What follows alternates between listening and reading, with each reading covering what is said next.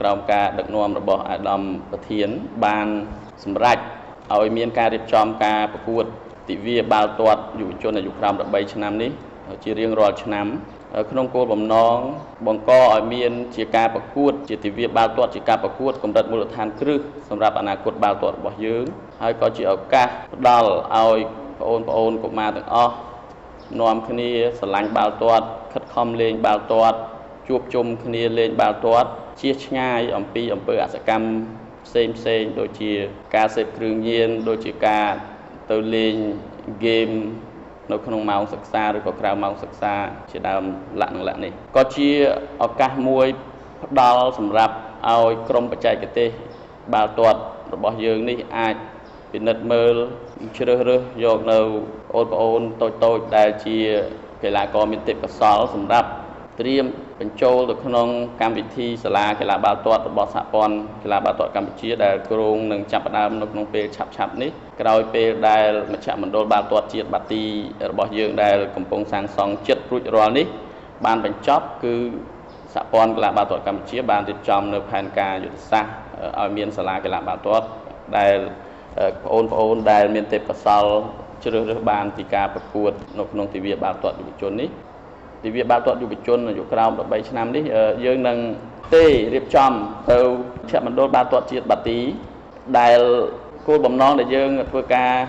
រៀបចំនៅមជ្ឈមណ្ឌលបាល់ទាត់បាទីនោះដោយសារតែនៅមជ្ឈមណ្ឌលបាល់ទាត់បាទីគឺយើងមានទីលានចំនួន4ដែលបានសាងសង់រួចរាល់ហើយនៅមជ្ឈមណ្ឌលបាល់ទាត់បាទីនោះហើយនៅពេលដែលយើងមានទីលាន4របៀបនេះការរៀបចំការប្រកួតរបស់យើងនេះគឺមានភាពចំណេញទៅលើលក្ខណៈបច្ចេកទេសពេលវេលាផ្សេងក្នុងការរៀបចំ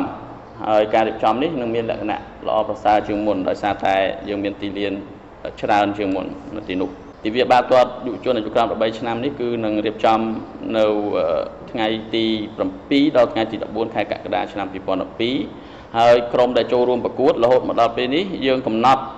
នៅក្នុងបទបញ្ជាការប្រកួតរបស់យើងគឺយើងកំណត់យកចំនួន32ក្រុមចំនួន32ក្រុមហើយនៅពេលនេះយើងបានទទួលការបញ្ជាក់ចូលរួមទាំង32ក្រុមគឺទាំង32ក្រុមនេះគឺជាក្រុមតំណាងឲ្យខេត្តនិងរាជធានីនៅក្នុងប្រជាណាចក្រកម្ពុជាយើងហើយនឹងតំណាងឲ្យក្លឹបដែលជាសមាជិករបស់សហព័ន្ធកីឡាបាល់ទាត់កម្ពុជាយើងហើយដែលនៅក្នុងនោះដែរក្រុមមួយចំនួននោះគឺមានការបង្ហាត់ជាប្រចាំពីគ្រូនៅក្នុងគម្រោងអភិវឌ្ឍបាល់ទាត់របស់សហព័ន្ធកីឡាបាល់ទាត់កម្ពុជាយើងមួយចំនួនផងដែររូបមន្តប្រកួតរបស់យើងគឺបែងចែកជាពូលចំនួន8ពូលនៃ32ក្រុមនេះយើងបែងចែកជា8ពូលក្នុងមួយពូលមាន4ក្រុមហើយក្នុងមួយក្រុមហ្នឹងគឺប្រកួតវិលជុំយើងប្រកួតវិលជុំក្នុងមួយជុំ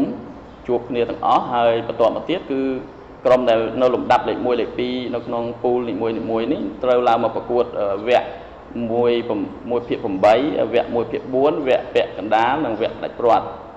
ហើយការប្រកួតនៅចុងក្រោយផ្ដាច់ព្រាត់នោះគឺធ្វើនៅថ្ងៃទី14ខែកក្កដាតែម្ដងគឺថ្ងៃបិទកម្មវិធីនេះ